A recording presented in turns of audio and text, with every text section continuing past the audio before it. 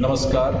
आज का जो हमारा विषय है वह है कर, उपकर तथा अधिभार में अंतर, या अर्थात इंग्लिश में अगर बात करें तो टैक्स, सेस तथा सरचार्ज में डिफरेंस।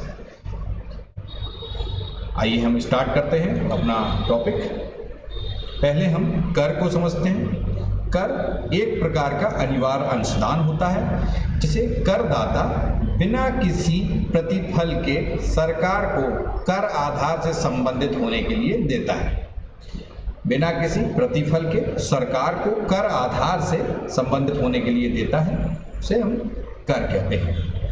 अगर आप कर की और विस्तृत जानकारी चाहते हैं तो हमारा एक वीडियो है जो कर से संबंधित है और उसमें हम लोगों ने कर के बारे में या टैक्स के बारे में विस्तृत व्याख्या की है।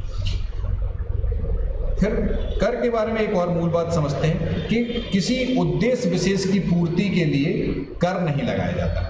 किसी उद्देश्य विशेष की पूर्ति के लिए कर नहीं लगाया जाता, जबकि ऐसा होता है कि उपकर और अधिभार यानी कि सेस और सरचार्ज दोनों ही किसी उद्देश्य विशेष की पूर्ति के लिए या राजस्व की उगाही के लिए लगाए जाते हैं।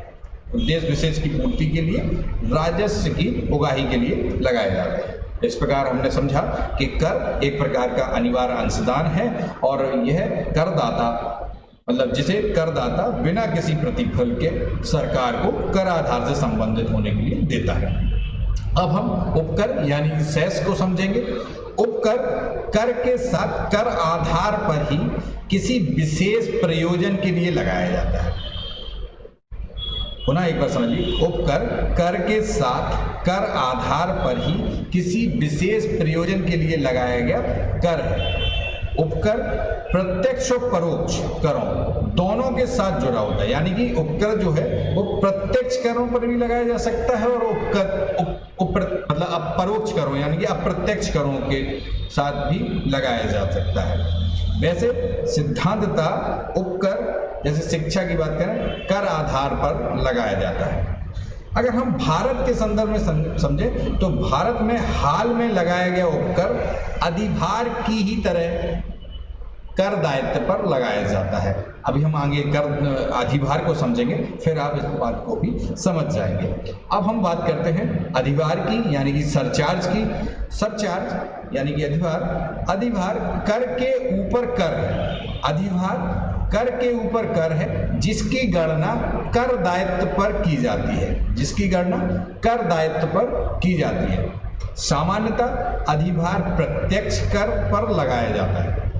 सामान्यतः जो अधिभार है वो प्रत्यक्ष कर पर लगाया जाता है, जबकि कर दायित्व अगर हम मूल रूप से बात करें तो उपकर जो है वो प्रत्यक्ष और परोक्ष दोनों प्रकार के कर पर लगाया जाता है।